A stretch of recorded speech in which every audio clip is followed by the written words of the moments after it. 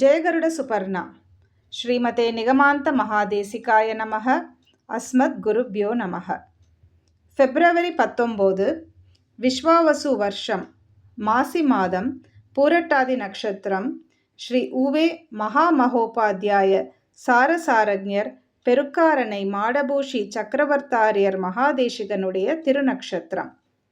நம் காலக்ஷேப ஆச்சாரியன் ஸ்ரீ ஏபிஎன் சுவாமியுடன் மிகவும் பிரீத்தியுடன் இருந்தவர். பெருக்காரணை சுவாமியை பற்றி சொல்லும்போது, அவர் ஸ்ரீ வெங்கடேஸ்வரா ஓரியண்டல் காலேஜில் நியாய சிரோமணி பயின்றவர்.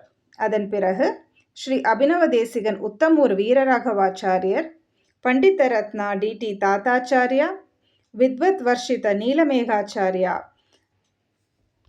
என்று பல வித்வான்களிடம் விஷயங்கள் கிரகித்தவர். 42ஆம் பட்டம் ஸ்ரீமத் இஞ்சிமீடு அழகிய சிங்கர் பெருக்காரணை சுவாமிக்கு காலக்ஷேப கிரந்தங்கள் சாதித்துள்ளார்.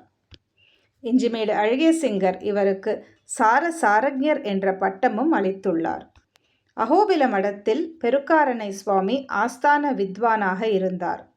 மயிலாப்பூர் ஸ்ரீ தேசிக பவனத்தில் ஸ்ரீபாஷ்யம், ஸ்ரீ ரகசிய திரயசாரம், கீதா பாஷ்யம், சில்லறை ரகசியம், பகவத் விஷயம் என்ற கிரந்தங்கள் சிஷ்யர்களுக்கு பல ஆவருத்திகள் காலக்ஷேபங்கள் சாதித்துள்ளார். சம்ஸ்கிருதம் மற்றும் தமிழில் நிறைய கிரந்தங்களும் அருளி செய்துள்ளார். பெருக்காரணை சுவாமியுடைய தனியனை சேவிப்போம். ஸ்ரீரங்ககாரி ஜனயோகி பதாப்ஜ பிருங்கம் ஸ்ரீவீரராகவ கிருபாத் சமஸ்த போதம் ஸ்ரீவாசராகவசுதம் வினயாபிராமம் ஸ்ரீ சக்கரவர்த்தி குருவர்யம் அகம் பிரபத்யே சத்குணநிதிம் ஞான வைராக்ய வாரிதிம் தக்ஷம் பிரவச்சனே ஸ்ரீமத் சக்கரவர்த்தியாய தேசிகம். காலக்ஷேபங்களில் நம் ஏபிஎன் சுவாமி பல இடங்களில் பெருக்காரணை சுவாமியுடைய ராமாயண சுதா என்கிற கிரந்தத்திலிருந்து விஷயங்கள் சாதித்துள்ளார். அதில் கைகேயி பற்றிய ஒரு விஷயம் மிகவும் அருமையாக இருக்கும். அதை இங்கு மீண்டும் நாம் அனுபவிப்போம். கைகேயி காரணம், ராமர் காட்டுக்கு சென்றார். அவருக்கு பட்டாபிஷேகம் நடக்காமல் போனதுக்கும் கைகேயி காரணம் என்று தூஷணம் செய்வார்கள் எல்லோரும், பரதன் லக்ஷ்மணனும் உட்பட. காட்டில் இருக்கும்போது பரதன் அங்கு வருகிறான் என்று அறிந்த லக்ஷ்மணன் மிகவும் கோபம் கொள்கிறார்.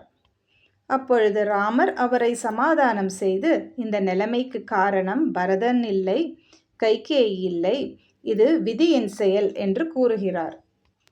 கைகேயி இப்படி ஒரு வரனை பெற்று ராமரை காட்டுக்கு அனுப்பிய காரணம் என்ன? இதற்கு 2 அர்த்த விசேஷங்கள் காண்பிக்கிறார் பெருக்காரணை சுவாமி. கைகேயியுடைய பூர்வ விருத்தாந்தம், தசரதனுடைய பூர்வ விருத்தாந்தம். கைகேயி பூர்வ ஜென்மத்தில் ஒரு பிரம்ம ராட்சசியாக இருந்தாள்.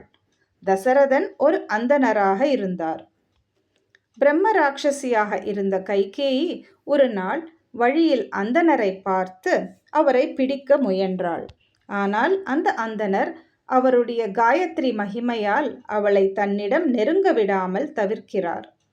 ராட்சசியானவள் கேட்கிறாள், உங்களை பார்த்தால் நிறைய தபோபலம் உடையவராக இருக்கிறீரே, என்னை இந்த பிறவியிலிருந்து விடுவிக்க முடியுமா என்று கேட்கிறாள். கட்டாயம் செய்ய முடியும் என்று சொல்லி அந்தணர் தன்னுடைய மாதத்தில் 2 முறை நன்கு அனுஷ்டிக்கக்கூடிய ஏகாதசி மற்றும் துவாதசி விரதத்தின் பலனிலிருந்து ஒரு பங்கை அவளுக்கு கொடுத்து, அதனால் அவளுக்கு ராட்சசி ஜென்மம் நீங்கும்படியாக செய்கிறார். அவள் ஆனந்தமடைந்து ஏதாவது ஒரு கைமாறு செய்ய வேண்டும் என்று ஆசைப்படுகிறாள். அடுத்த பிறவியில் அந்தணர் தசரதனாகவும் பிரம்மராட்சசி கைகேயியாகவும் பிறக்கிறார். இருந்தாலும் அவளுடைய அந்த ராட்சசி குணம் சற்று இருந்ததால் இப்படி ஒரு வரத்தை கேட்டு ராமபிரானை காட்டுக்கு அனுப்பி தசரதனுடைய மரணத்தை தனக்கு பரிசாக பெறுகிறாள் கைகேயி. இது ஒரு கதை. அடுத்த விஷயத்தை பார்ப்போம். ராமருக்கு பட்டாபிஷேகம் என்று கேட்கும்போது தேவர்கள் எல்லோரும் கலங்குகிறார்கள். ராமர் ராஜ்ய பரிபாலனை செய்ய ஆரம்பித்து விட்டால் ராவணவதம் எப்படி நடக்கும்? இந்த பட்டாபிஷேகத்தை எப்படியாவது தடுக்க வேண்டும் என்று சரஸ்வதி தேவியிடம் சென்று பிரார்த்திக்கிறார்கள் தேவர்கள். சரஸ்வதி தேவி தன் அம்சையை கொண்டு கூனி மூலமாக கைகேயின் மனசை கலக்கும்படியாக வார்த்தைகள் சொல்லி வைத்து, கைகேயி ராமனை காட்டுக்கு அனுப்ப வேண்டும், பரதனுக்கு பட்டாபிஷேகம் செய்ய வேண்டும் என்ற வரன்களை தசரதரிடம் பெறுகிறாள். இதில் ஒரு உள் விஷயம் பார்க்கலாம்.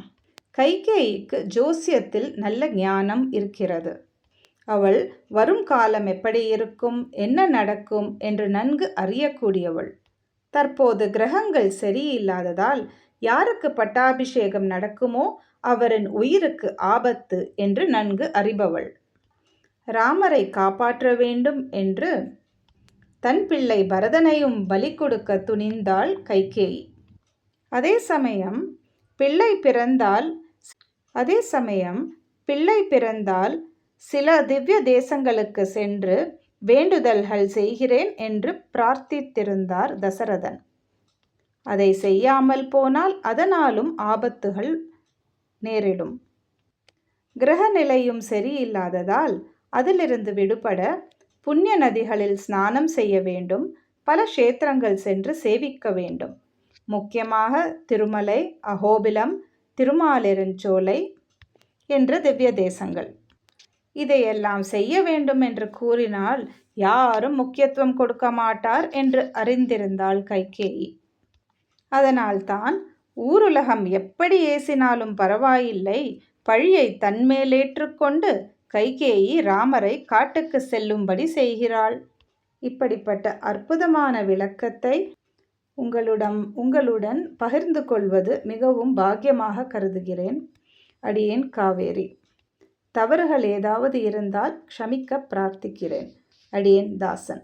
அஸ்மத் குருப்யோ நமஹ.